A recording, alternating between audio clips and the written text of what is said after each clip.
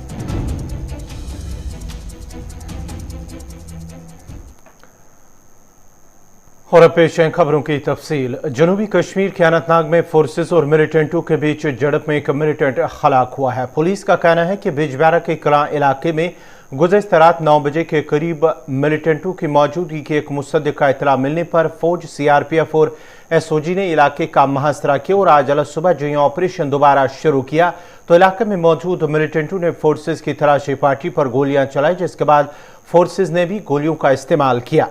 Forces और मिलिटेंटों के बीच कुछ देर तक गोलियों का तबादला जारी रहने के बाद फोर्सेस ने एक मकामी मिलिटेंट को हलाक किया है। हलाक हुए मिलिटेंट की शिनाख्त काड़ीपुरा अनंतनाग के रहने वाले फ़हीन बट के बतौर हुई है। उधर IGP कश्मीर विजय कुमार ने बयान में कहा है कि हलाक हुए मिलिटेंट बिजबेहरा में ASI मोहम्मद अशरफ के कत्ल में मुलविस था। याद रहे कि गुज़श्ता 24 घंटों के दौरान जनूबी कश्मीर के 3 अलग अलग मकामात पर झड़पें हुई हैं, जिस दौरान 5 मिलिटेंटों को हलाक किया गया है। गुज़श्ता सुबह शुपा इलाके में एक एनकाउंटर हुआ है, जहां पर 2 मिलिटेंट हलाक हुए हैं। उसके बाद ही बाद दोपहर हरदमीर त्राल में भी झड़प में 2 मिलिटेंट हलाक हुए हैं और रात देर गए अनंतनाग के बिजबेहरा इलाके में भी ऑपरेशन शुरू किया गया और आज सुबह इख्तिताम पजीर हुआ, जिस दौरान 1 मिलिटेंट हलाक हुआ है।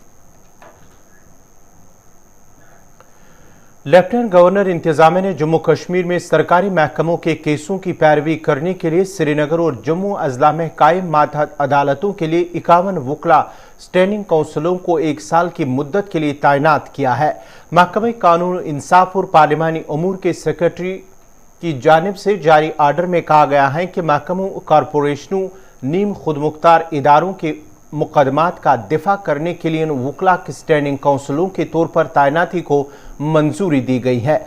हुक्मनामे में कहा गया है कि वकला की तैनाती 1 साल की मुद्दत के लिए होगी, ताहम किसी भी सरकारी एहलकार के साथ किसी गैर इखलाकी अमल, बदनज़मी या महकमे के अदम इत्मीनान की सूरत में मज़कूरा वकील को बगैर किसी नोटिस के फौरी तौर पर बरतरफ किया जा सकता है। उन वकला को माहाना 8,000 रुपये का मुशाहरा दिया जाएगा, जबकि अखराजात के तौर पर हर जवाब और तहरीरी बयान को दाखिल करने के लिए मुतल्लिका महकमे के जरिए 1,000 रुपये फराहम किया जाएगा।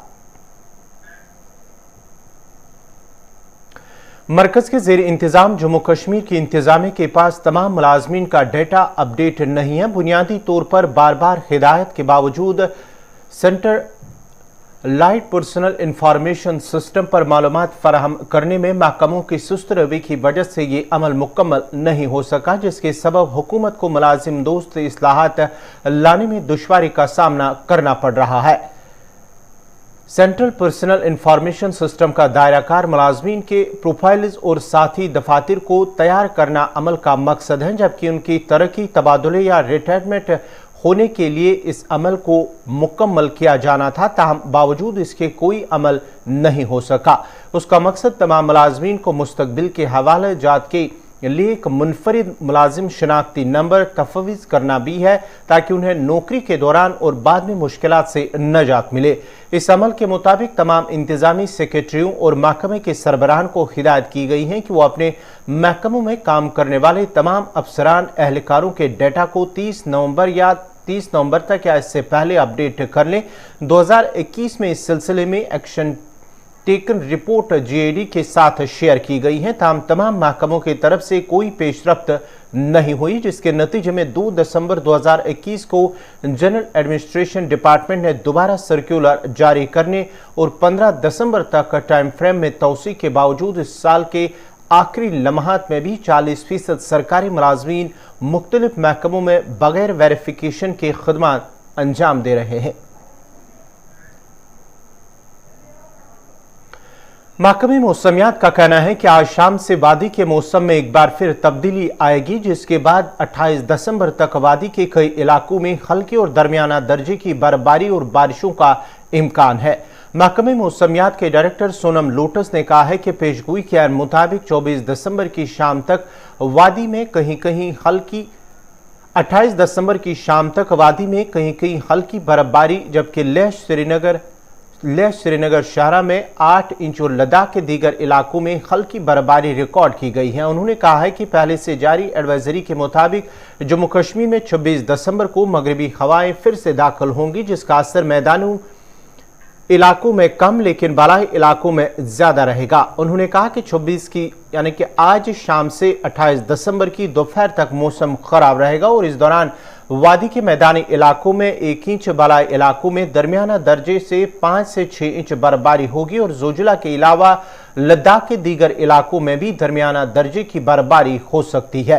उन्होंने कहा कि 27 दिसंबर को वादी के बालाई इलाकों में 1 फुट तक बर्फ गिर सकती है। उनका मजीद कहना था कि मौसम की पेशगोई के इम्कानात 60% हैं और दिसंबर के आखिर तक किसी बड़ी बर्फबारी का कोई इम्कान नहीं है। इस बीच जम्मू कश्मीर के कुछ एक इलाकों में मतला अबरालूद रहने के सबब दर्ज हरारत में बेहतरी आई है, वहीं कुछ इलाकों में तनजुली देखने को मिली है। महकमे मौसमियात ने कहा है कि श्रीनगर में गुज़िश्ता रात दर्ज हरारत 1.7 डिग्री, गुलमर्ग में -5.1 और पहलगाम में -5.1 डिग्री रिकॉर्ड किया गया। वहीं लेह में -10.2, करगिल में 6.4 और द्रास में -13.4 डिग्री सेल्सियस रिकॉर्ड किया गया। मुल्क में 15 से 20 साल तक की उम्र के अफराद की टीकाकारी 3 जनवरी 2022 से शुरू की जा रही है। इसके अलावा जनवरी के महीने में ही तिबी एहलकारों, फ्रंटलाइन वर्कर्स और मुअम्मर अफराद के लिए कोरोना की एहतियाती खुराक फराम किए जाने का भी ऐलान किया गया है। गुज़िश्ता रात वज़ीर-ए-आज़म नरेंद्र मोदी ने कहा है कि यह फैसला कोरोना के खिलाफ मुल्क की लड़ाई को तो मजबूत करेगा ही, साथ ही स्कूलों में जा रहे बच्चों और उनके वालिदैन की तशवीश को भी कम करेगा। वज़ीर-ए-आज़म ने मजीद कहा कि तिबी एहलकारों का मुल्क को महफूज रखने में अहम किरदार है। वह कोरोना मरीजों की खदमात में काफ़ी वक्त गुजारते हैं, लिहाजा हेल्थ केयर और फ्रंटलाइन वर्कर्स को 10 जनवरी 2022 से वैक्सीन की एहतियाती खुराक फराम की जाएगी। इसके अलावा पहले से ही किसी बीमारी में मुब्तला 60 साल से ज्यादा उम्र के बुजुर्गों को भी उनके डॉक्टरों की सलाह पर वैक्सीन की एहतियाती खुराक 10 जनवरी 2022 से ही शुरू की जाएगी। आज देश में 3000 से ज्यादा पीएसए ऑक्सीजन प्लांट्स काम कर रहे हैं। 4 लाख ऑक्सीजन सिलेंडर्स देश भर में दिए गए हैं। राज्यों को जरूरी दवाओं की बफर डोज तैयार करने में सहायता की जा रही है। उन्हें पर्याप्त टेस्टिंग किट्स भी मुहैया कराई जा रही है।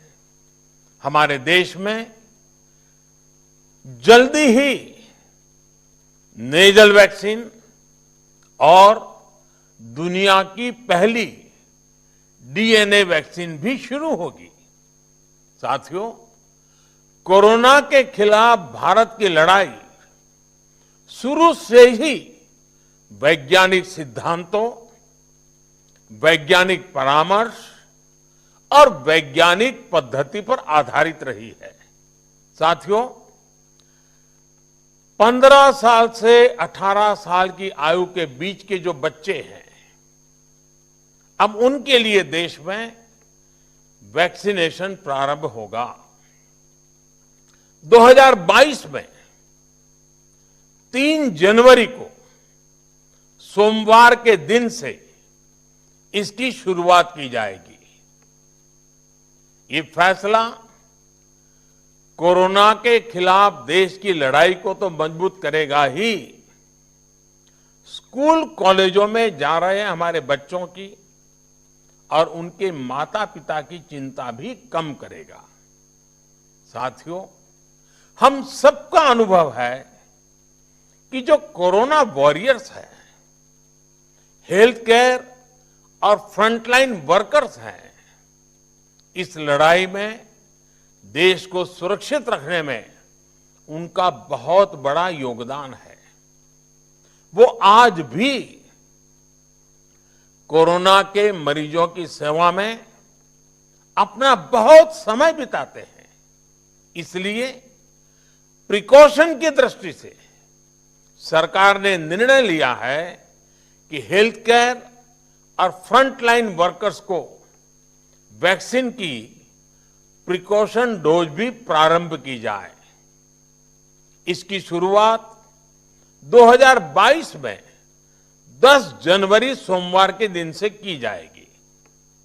साथियों, कोरोना वैक्सीन का अब तक का ये भी अनुभव है कि जो अधिक आयु वाले हैं और पहले से ही किसी न किसी गंभीर बीमारी से पीड़ित है, उन्हें प्रिकॉशन लेना सलाह योग्य है। इसको ध्यान में रखते हुए 60 वर्ष से ऊपर की आयु के कोमॉर्बिडिटी वाले नागरिकों को उनके डॉक्टर की सलाह पर वैक्सीन की प्रिकॉशन डोज का विकल्प उनके लिए उपलब्ध होगा। मुल्क में तिबी एहलकारों, फ्रंटलाइन वर्कर्स और 60 से ज्यादा उम्र के बुजुर्गों को कोरोना वैक्सीन की इजाफी एहतियाती खुराक फराम करने पर कांग्रेस के साबिक सदर राहुल गांधी ने रद्दअमल जाहिर करते हुए कहा है कि हुकूमत ने उनकी सलाह मान ली है और ये एक सही कदम है। ख्याल रहे कि वज़ीर-ए-आज़म नरेंद्र मोदी ने ऐलान किया है कि तिबी एहलकारों और फ्रंटलाइन वर्कर्स के अलावा 60 साल से ज्यादा उम्र के लोगों को बूस्टर डोज फराम करने का सिलसिला 10 जनवरी 2022 से शुरू कर दिया जाएगा। इसके अलावा उन्होंने 15 से 18 साल की उम्र के बच्चों की 3 जनवरी से टीकाकारी शुरू करने का भी ऐलान किया है। वज़ीर-ए-आज़म नरेंद्र मोदी ने आज अपने रेडियो प्रोग्राम मन की बात के जरिए कौम से खिताब किया है। ये मन की बात प्रोग्राम का 84वां एडिशन था। उन्होंने मुल्क में कोरोना वायरस और ओमिक्रॉन के हवाले से आवाम से एहतियात बरतने की अपील की है। प्रोग्राम के दौरान वज़ीर-ए-आज़म ने कहा है कि वैक्सीनेशन में मुल्क ने बड़ा हदफ हासिल किया है।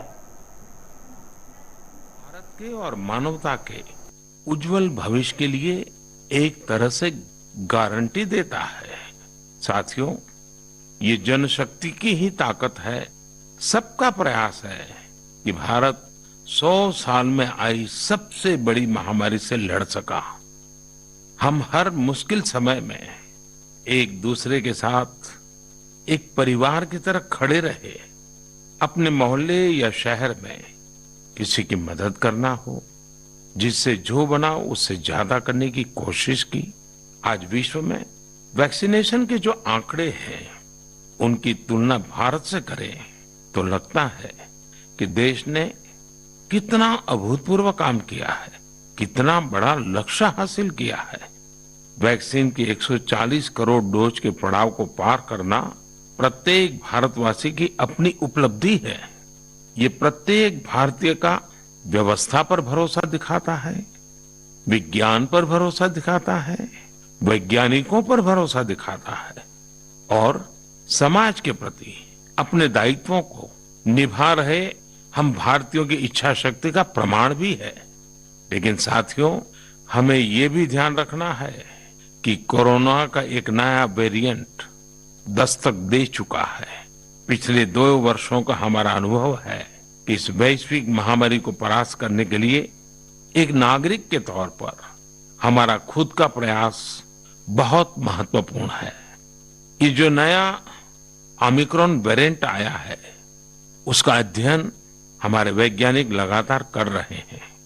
हर रोज नया डेटा उन्हें मिल रहा है, उनके सुझावों पर काम हो रहा है। ऐसे में स्वयं की सजगता, स्वयं का अनुशासन कोरोना के इस वेरिएंट के खिलाफ देश की बहुत बड़ी शक्ति है। हमारी सामूहिक शक्ति ही कोरोना को परास्त करेगी। इसी दायित्व बोध के साथ हमें 2022 में प्रवेश करना है। मेरे प्यारे देशवासियों, महाभारत के युद्ध के समय भगवान श्री कृष्ण ने अर्जुन को कहा था, नभः स्पुरुषम दीप्तम, यानी गर्व के साथ आकाश को छूना। ये भारतीय वायुसेना का आदर्श वाक्य भी है। मां भारती की सेवा में लगे अनेक जीवन आकाश की इन बुलंदियों को रोज गर्व से छूते हैं, हमें बहुत कुछ सिखाते हैं। ऐसा ही एक जीवन रहा ग्रुप कैप्टन वरुण सिंह का। वरुण सिंह उस हेलीकॉप्टर को उड़ा रहे थे जो इस महीने तमिलनाडु में हादसे का शिकार हो गया। हिंदुस्तान में कोरोना वायरस के ओमिक्रॉन वेरिएंट के केसेस में लगातार इजाफा दर्ज किया जा रहा है। मरकजी वजारत सेहत के आदाद शुमार के मुताबिक मुल्क में ओमिक्रॉन के मामलों की मजमूई तादाद 422 हो गई है। महाराष्ट्र और दिल्ली में ओमिक्रॉन के सबसे ज्यादा 108 और 79 मामलों की तस्दीक की गई है। दरियास्ता ओमिक्रॉन के 422 मरीजों में से 130 मरीज शिफायाब भी हो चुके हैं। उधर मुल्क में कोरोना वायरस के केसेस में भी इजाफा हो रहा है। मरकजी वजारत सेहत की जानिब से गुज़श्ता 24 घंटों के दौरान एदाद शुमार जारी किए गए हैं। उसमें मुल्क में 24 घंटों के दौरान कोरोना के 6,987 नए मामलों की तस्दीक की गई है। इस दौरान 7,091 मरीज शिफायाब भी हो चुके हैं, जबकि 162 अफराद की जान चली गई है। ओमिक्रॉन के खदशात के पस मंजर में वज़ीर आज़म नरेंद्र मोदी ने गुज़श्ता रोज़ कौम से खिताब के दौरान 3 बड़े ऐलानात किए हैं, जिनमें से 15 से 18 साल के बच्चों को कोरोना की जरूरी वैक्सीनेशन लगाए जा रहे हैं। इसके साथ ही उन्होंने फ्रंटलाइन वर्कर्स, हेल्थ वर्कर्स और 60 साल से ज्यादा उम्र के बीमार लोगों को बूस्टर डोजेज देने का भी ऐलान किया है। ऑल इंडिया मजलिस इत्तेहादुल मुस्लिमीन के सरबराह असदुद्दीन ओवैसी ने उत्तर प्रदेश के वज़ीर आला योगी आदित्यनाथ पर तंज करते हुए कहा कि वज़ीर आला योगी जगहों के नाम बदलने की बुखार में मुब्तला हो चुके हैं। उन्होंने कहा है कि अगर वज़ीर आला योगी से सवाल किया जाए तो वो कहेंगे कि जिला के नाम की वजह से बुखार आया है, वो जगहों के नाम बदलने के बुखार में मुब्तला है। फिरोजाबाद में अगस्त सितंबर में बुखार आया तो मीडिया ने लिखा कि 45 से लेकर 200 के दरमियान में मासूम बच्चों की मौत हो गई। इसका जिम्मेदार कौन है? इसका जिम्मेदार बीजेपी की सरकार है। आप बताइए कि टाइफाइड हो जाता है, मलेरिया हो जाता है, क्या क्या हो जाता है। पेड़ के नीचे बच्चों को लिटाकर वहां पर उनको ड्रिप दिया जा रहा था। उत्तर प्रदेश में बीजेपी की सरकार है। अब आप जाकर अगर बाबा से कहेंगे, मुख्यमंत्री से, कि अगस्त सितंबर में 45 और 200 के दरमियान में बच्चों की मौत हुई, तो बाबा बोलेंगे नाम फिरोजाबाद है इसलिए बुखार आ गया। बाबा के दिमाग पर ये नाम को हटाने का बुखार है। मुख्यमंत्री के दिमाग में ये नहीं आता कि बच्चे क्यों मर रहे हैं। बच्चे इसलिए मर रहे हैं क्योंकि बीजेपी की सरकार ने फिरोजाबाद में सिर्फ 17 पब्लिक हेल्थ सेंटर्स कायम किए। डॉक्टर का इंतजाम नहीं है, दवाएं नहीं है, कुछ नहीं है, मगर बाबा कहेंगे कि नाम बदल दो फिरोजाबाद का, बुखार नहीं आएगा, बच्चे नहीं मरेंगे। नाम बदलने से कुछ नहीं होता, काम करना पड़ेगा। मगर जहां कहीं भी नाम फिरोजाबाद होगा, नाम बदल दो, नहीं सुने ठोक दो, नहीं सुने जेल में डाल दो। ये इनकी पॉलिसी रही है। फिरोजाबाद मरकजी वजीर ज़राअत नरेंद्र तोमर के जरिए कवानीन को वापस लाने वाले बयान पर किसानों ने बरहमी का इजहार किया और इंतबाह देते हुए कहा है कि वो दिल्ली से वापस जरूर आए हैं, लेकिन उन्हें वापस लौटने में ज्यादा देर नहीं लगेगी। नरेंद्र तोमर ने महाराष्ट्र में मुनक्कदा एक तकरीब से कहा था कि मुल्क की आज़ादी के बाद एक बड़ा फैसला लिया गया था और हम सिर्फ एक कदम पीछे हटे हैं, हुकूमत दोबारा आगे बढ़ेगी। वज़ीर ज़राअत तोमर ने नागपुर महाराष्ट्र में कहा है कि मुल्क की आज़ादी के बाद किसानों को ज़्यादा मुनाफा फराहम करने के मकसद से ज़रूरी क़वानीन लाए गए थे। ये एक बेहतर इस्लाह थी, हम एक कदम पीछे हटे हैं, हुकूमत आगे बढ़ेगी। ज़राअत में तब्दीली की ज़रूरत है, इस पर किसान लीडर जगतार सिंह ने कहा है कि दिल्ली से चले आए हैं लेकिन हमें वापस लौटने में ज़्यादा देर नहीं लगेगी। उन्होंने कहा कि अगर किसान लीडर आवाज़ देंगे तो दिल्ली हो या महाराष्ट्र, लाखों किसान दोबारा वहां पहुंच जाएंगे। हम इन कवानीन को नाफिज नहीं होने देंगे जो किसानों के मफाद में नहीं है। ईरान ने कोरोना वायरस की नई किस्म ओमिक्रॉन के तेजी से बढ़ते हुए केसेस की वजह से पड़ोसी ममालिक के साथ अपनी सरहदें बंद कर दी है। ईरानी कस्टम्स के तर्जुमान रुहुल्लाह लुत्फी ने कहा है कि कोरोना वायरस से निपटने के लिए कौमी सदर दफ्तर के फैसले के मुताबिक गैर मुल्की शहरियों का ईरान में दाखिला 15 दिनों के लिए ममनू है।